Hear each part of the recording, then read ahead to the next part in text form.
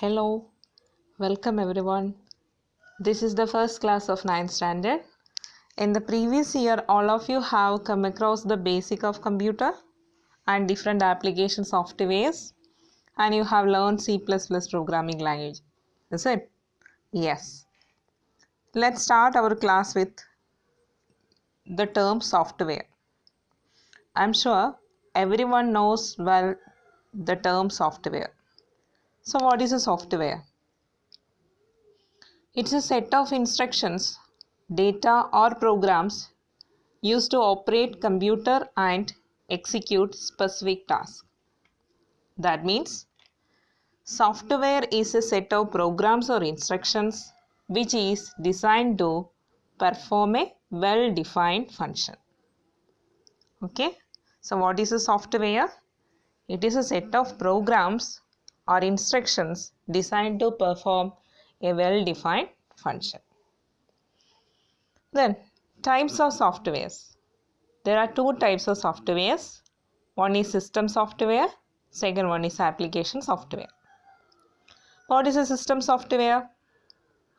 Yes, it is also a set of programs, is it? Yes, it is also a set of programs which controls and manage the operations of computer hardware. That means it will manage and control the operation of computer hardware parts, is it? Yes, so system software is a set of programs that control and manage the operations of computer hardware. It also helps application programs to execute smoothly and correctly in the system. That means without any problem, application software can execute in the system. And this system software is designed to provide a platform for other software. So what are the examples of system software? Hope everyone knows the examples. Can you tell any one example? Yes. Operating system. Yes, operating system. Then translator softwares. What are the translator softwares? Compiler, interpreter, assembler. These are also the examples of system software. Then utility programs. This is also an example of system software. So what are the examples of system software? Operating system, translator softwares and utility programs. Second one is the application software. A software which is designed for a particular task, particular application is known as application software. That means example here MS Word. That means word processing application is particularly for processing, that is editing text, typing the document, editing the document. For these all we are using the application is known as word processing application. Then spreadsheet application means for the calculation like Excel. Database application is there for the storage of data. So these are the different examples of application software. What are they? Word processing application, spreadsheet application, then database application. These are the application softwares. So now we discussed what is the software, what are the types of software, and what are the examples of that software. Clear? Any doubt? No. Next we will move to the program. Before moving to program, just a question. Why the software is so important? Yes, it is so important because software is needed in almost every industry, in every business, and for every function or in the day-to-day activities, is it? Yes. For the day-to-day activities, we can tell an example. If you want to wake up at 5 o'clock or 4 o'clock, you will set an alarm in mobile phone. So that is also an application, or it is also a software. Yes. So software is very needed in almost every industry. That's why it is very important. Clear? So actually program. Next one is the program. The program means a software. In the definition itself, software means it is set of programs, is it? So program means, what is a program? It is a series of instructions written to solve a particular problem. a particular problem we have to solve. For that we will write a program or write some step-by-step instruction how to solve that problem. That is known as a program. Okay. The next one is types of programming. Here many types of programming are there. Here we are just discussing only the structured and object-oriented programming. Structured-oriented programming means a program is divided into structures or modules or functions. But in the case of object-oriented programming, that programs are grouped or divided into groups. Divided into objects. Object-oriented programming means it is divided into, or each program is divided into objects. Understood? So these are the two types of programming we're discussing here. In the upcoming chapters, we will look in detail about the structured programming and object-oriented programming concepts. Let's see why we have changed from structured to object-oriented. Why? What is the reason behind that? Is it? Let us look at how we have changed from structured to object-oriented programming. Actually, in this rapidly changing world, highly competitive, is it? Yes, operations also the same, more and more complex. So in the increasing complexity of software systems, not only in the world, in the software industry also, it's very, day by day, it's increasing the complexity. So it's very difficult to solve the problems using the traditional languages or old language like BASIC, COBOL, Fortran, ALGOL. These are the languages. You are familiar with these all languages? You know that, is it? Not familiar means you know that these are the traditional languages. So when increasing the complexity of software system, it's very difficult to solve the problems using these languages. And in earlier, the most adopted and popular programming approach is the structured oriented programming. Then how we move to object oriented? Yes. But the structured oriented programming has failed to show the results of bug-free programs, that is easy to maintain, or reusable programs. So many complexity. It has faced so many difficulties in that structured oriented programming. So to overcome this complexity, they have found a new approach that is known as object-oriented programming. That is the latest programming approach. That means object-oriented programming offers new and powerful way and to cope with this complexity. That means its goal, object-oriented programming system, its goal is very clearer, more reliable and more easily maintainable programs. So here in this year you are going to study about an object-oriented programming language, that is the Java programming language. Okay. So next one, types of programming language. Let's move to types of programming language. What are the types of programming language? Two types of programming languages there, high level language and low level language. High level language means the language which is closer to humans. That is, it is easier to write, easier to understand by the human. So such language is known as high level language. Example, Java, C, C++, these are high level language. Second one is the low level language. Low level language means the language which is closer to machines. So example, assembly level language and machine level language. High level means that is closer to humans. Low level means it is closer to machine. All of you know machine can only understand zeros and ones. Zeros and ones means binary digits or bits, isn't it? Yeah, machine or computer can understand only the language zeros and 1. That is the binary numbers. So, binary level language means that is zeros and ones. Binary level language is written in zeros and 1. What is assembly level language? Yes, assembly level language means it is written using some mnemonics, some specific code is there. Like start, add, end, like that, some specific code is there.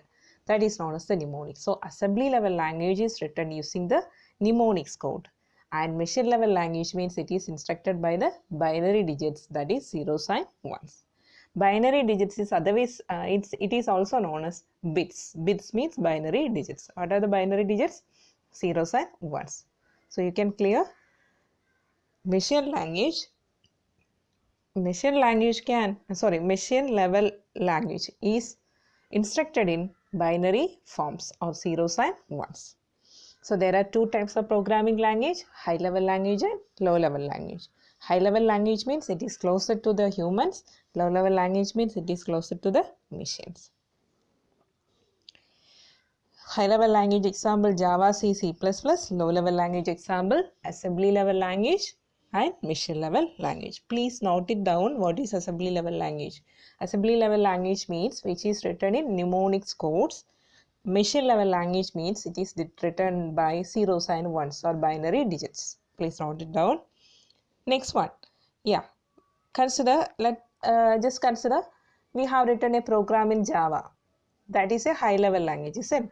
Then that is closer to the human. Human can easily understand. How this high level language is understandable by the system or computer, isn't it? Yeah, for that there's a translator software is there. That means it will translate high level language into machine code. Okay, that is known as translator software. So what is a translator software? Which software it will convert high level language into machine level language or high level language into low level language. That is known as translator software. So here I have mentioned three softwares. First two, compiler and interpreter. Let's look compiler and interpreter. It translates high level language into low level language or machine level language all at once. Compiler. Interpreter is also the same, translate high level language into low level language. But what is the major difference between compiler and interpreter? Compiler means translate the entire code all at once or together once. Okay, together it will convert from high level language into machine code. But in the case of interpreter means it will convert the code line by line. Each line by line it will convert into machine code. So so compiler and interpreter are the two translator software for converting high level into low level language. But there is a major difference between compiler and interpreter. Compiler means it will translate translate the entire code at once. But in the case of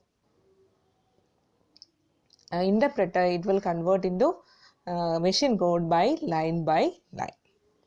Next one is the assembler. Assembler means it is also a translator software. It will translate assembly language into machine code.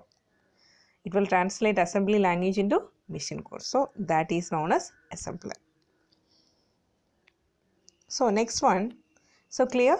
Now we discussed about types of programming languages, high level, low level, and how this high level is converted into low level, and how the assembly level language is converted into low level or the machine code, and what are the translator softwares we are using for that we discussed. Next one, programming language generations. There are various generations of programming languages. That means when we are starting or at the first, computer programming started with the instructions being typed in binary format. Already we discussed by machine means it can understand only zeros and ones. The same computer programming means started with the instruction by typing zeros and ones, that is the binary digit, and when the time goes it it is evolved into today's sophisticated programming that may offer many features to our to make our task easier and effective. Okay, let's discuss the various generation of programming language. So first one, you should write properly first generation language. I have written in short here 1GL, that is the first generation language. When you're writing the notes, you should write it neatly, first generation language. It is a machine level programming language, or it is a machine code. We can tell that is a binary format. So first generation language means the purely binary format, consists of zeros and 1. Other terms we can tell it as a machine code. What is the benefit of first generation language means? When a user is writing a code, he can execute fast and efficiently he can execute. But there is some problems is there. It is executing fast and efficiently giving the output, but one more thing, since it is directly executed by CPU, that's why it is giving the fast and efficient output. But there is some difficulty in this first generation language, is it? What is that? It is very difficult to learn because zeros and ones, using the zeros and one, the language what we are learning is very difficult. When comparing to higher level language, first generation language is very difficult to learn, not only for that learning, to debug the program or edit if any error occurs also, it is very difficult. So that is the first generation language. So first generation language means that is written by a generation language using which one? Binary format, that is the zeros and ones. Next one, second generation language, usually referred to assembly language. Assembly language means uses the mnemonic codes, uses mnemonics to specify the instructions. Already we discussed assembly language means we need a translator. So in the second generation language, we used a translator software that is known as the assembler to convert this assembly language into machine code. And it is also difficult to use or write the programs for large applications. For small application or short one we can use, but when we are going to the moving to the large application, it is little difficult to write the programs. Third one, third generation language, which is designed to easier for a human to understand. That is like keywords like if, else, or like that, any keywords we are using. That's why third generation language is easier to human for writing or understanding or for learning. Third generation languages is easier to understand. So in that time, the basic Java, C++, COBOL, these are comes under third generation language. Actually, Fortran, Algol, COBOL, these are the traditional language. They have started in third generation languages, and most modern language like basic C, C++, Java, these are also third generation languages because it is easier for human to learn, write and understand. And third generation language, in third generation language, we need a translator software because yes, Java, these all softwares we are programming languages we are using. So there we have used the translator softwares, compiler and interpreter. So in second generation language, assembler we have used. First generation there is nothing, purely binary digits. Second generation we have used the assembler as the translator software because the second generation language is referred as assembly language. Third generation means it is more easier for the humans to understand and write. So there we have learned about the translator softwares as compiler and interpreter. Next one is the fourth generation language. It is designed to be closer to the humans than three generation. That is, third generation is very closer to human. More than that, it is easier to write for the for the humans. That is the fourth generation language, and it is especially for accessing the database values. Have you heard about SQL?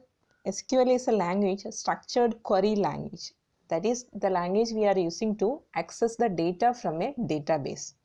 For accessing the database values, we will use which language? Fourth generation language. That is, what are the points or important points of fourth generation language means? It is designed to reduce programming effort and time it takes to develop software. In short time we can develop, and the cost of the software development also reduced. Before that, it will cost more, but here it reduced the cost of the software development. And the most popular fourth generation language is SQL. SQL is structured query language. And other fourth generation language we are using is report generators, screen painters, GUI creators. What is GUI? Graphical user interface. Okay, these are. So this is fourth generation language. Next one is the fifth generation language. Here, based on solving problems using constraint, using some conditions, we need to solve the problem. So system will solve the problem. Programmer will write a program. According to that, system will solve the problem. That means fifth generation language is used in artificial intelligence research. I have written here AI research. You should write as artificial intelligence research. And different fifth generation languages are Prolog, OPS5, Mercury. These are the best known fifth generation language. And there is a main difference between fourth generation and fifth generation. Fourth generation means it is designed to build specific programs like accessing databases. But in the case of fifth generation, designed to make the computer to solve the problems. That is the main difference between fourth and fifth generation. So let us revise. We have started with the keyword, we have started with the term software. What is a software? What are the types of software and examples of software? Then we move to program. What is program and what are the types of programming? What are the types of programming language like high level, low level with examples? And there itself assembly level language means what? And mission level language we learned. Next, the different translator softwares like compiler, interpreter, assembler, etc. These all we have learned. And at last, we move to the generations, that is programming, language generation. Different types of language generations. There first is to fifth generation language.